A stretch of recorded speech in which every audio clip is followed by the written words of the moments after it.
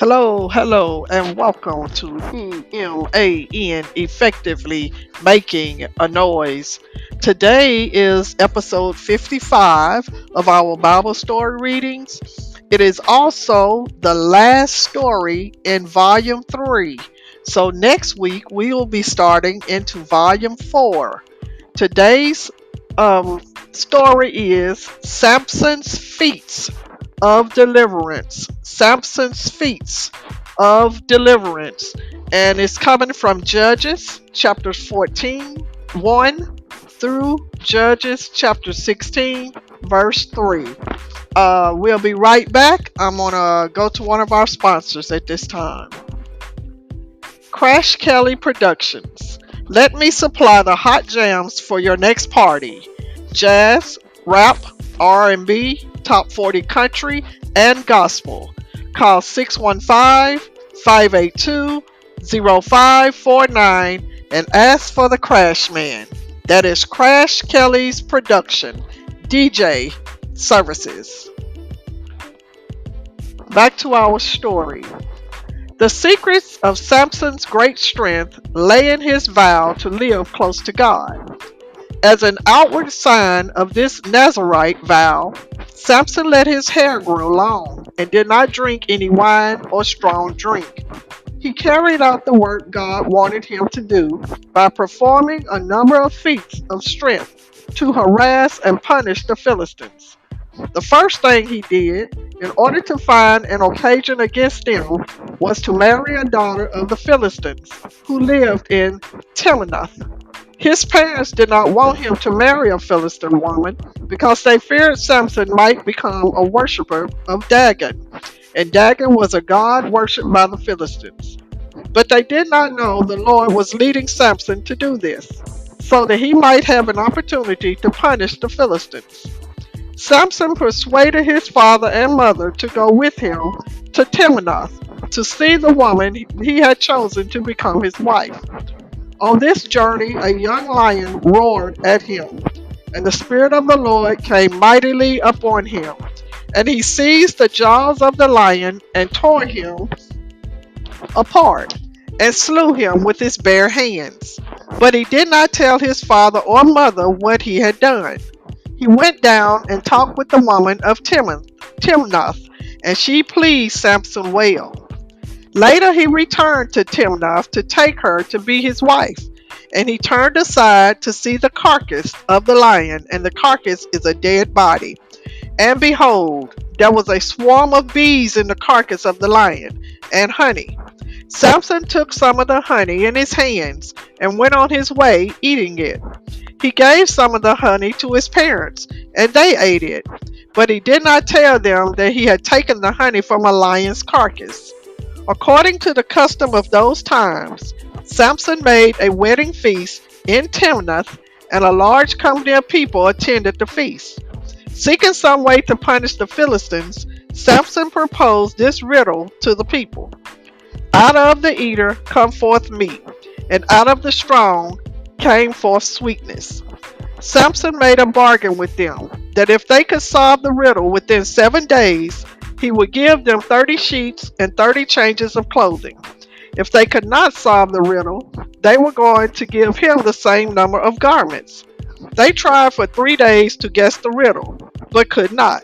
So they went to Samson's wife privately and threatened to punish her with fire if she did not entice him to explain the riddle. Entice meaning to trick or tempt. Samson's wife pouted and wept before him for several days until he finally explained the riddle. Then she explained it to her countrymen. And the men of the city said to Samson on the 7th day before the sun went down, "What is sweeter than honey? And what is stronger than a lion?" Samson was very angry that he had been thus tricked by the Philistines. The Spirit of the Lord came upon him, and he went down to Ashkelon and slew 30 men. Then he stripped them of their garments and gave them to those who had explained the riddle. Samson's anger was aroused, and he went back to his father's house. But Samson's wife was given to his companion, who had been his best man. After a time, Samson went back to Timnath to visit his wife, but her father told him that she had been given to another man. Samson was furious at this insult and said, "This time I would not be to blame for punishing the Philistines for the wrong they have done." So Samson went out and caught 300 foxes and tied their tails together, two by two, and put a torch between each pair of tails. And when he had set fire to the torches, he let the foxes go into the standing grain of the Philistines, and burned up both the shocks and the standing grain, as well as the olive orchards. The infuriated Philistines asked, "Who has done this?" They were told that Samson had done it because his father in law had given his wife to another man. In retaliation, retaliation meaning harm or wrong done in return for harm or wrong, the Philistines came up and burned the Timnite and his daughter with the fire. And Samson said to them, "Since you have done this, I will be avenged upon you, and after that I will cease." And he assaulted them hip and thigh with a great slaughter. Then he went down and hid in the cave of the rock of Edom. Then the Philistines came up and pitched camp in Judah, and made an attack on Leah. The men of Judah said, "Why have you now come up against us?" They replied, "To bind Samson, and to do to him as he has done to us." Then 3,000 men of Judah went down to the rock of Edom to bind Samson and turn him over to the Philistines. And we'll be right back. Krash Kelly Productions. Let me supply the hot jams for your next party. Jazz, rock, rap, R&B, top 40 country, and gospel. Call 615-582-0549 and ask for the Krashman. That is Krash Kelly Productions DJ Services. And we're back. They were willing to give up their champion and defender to save themselves from further trouble. Samson permitted himself to be bound by the men of Judah after getting them to promise not to kill him themselves. So they bound him with 2 new ropes and brought him up from Edom. When Samson came to Leah, the Philistines shouted against him, and the Spirit of the Lord came mightily upon him, and he broke the ropes about his arms as easily as if they had been strings. And he found a fresh jawbone of an ass, which is a donkey, and seized it in his hand. And with it he slew 1,000 of the Philistines. Then, in his rough way, Samson sang, "With the jawbone of an ass, heaps upon heaps. With the jawbone of an ass, I have slain 1,000 men."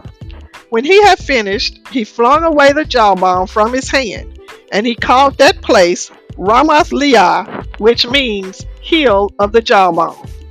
After this treacherous struggle, Samson was very thirsty, and he prayed to God and said, "You have given this great deliverance into the hand of your servant, and now shall I die of thirst, and fall into the hands of the heathens." And God cracked open a hollow place that was at Leah, and there came water from it. And when Samson had drunk, his spirit returned, and he revived. Therefore the place was called En-Hakkon, which means the well of him that called. And Samson judged Israel in the days of the Philistines 20 years. But Samson was not always true to his vow to live a clean life and to devote his great strength to the service of God. He brought shame upon himself by going down to the Philistine city of Gaza and associating there with a woman of bad reputation. Reputation meaning way a person is thought of by others. The men of Gaza were informed that Samson was there, and they surrounded the place and lay in wait for him all night at the gate of the city. They held their peace all night, saying, "In the morning, when it is light, we shall kill him." But Samson stayed only until midnight, when he arose and went forth and took the doors of the gate of the city and the 2 posts and away with them, bar and all, and put them on his mighty shoulders, and carried them off to the top of a hill near Hebron. Thus Samson escaped with his life. That is the end of our story today. This is the end of volume 3. We will begin volume 4 next week if the Lord is willing. And I hope you guys will still be listening.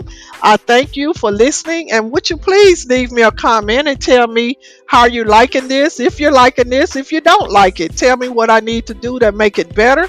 Or if it's okay, thank you of that.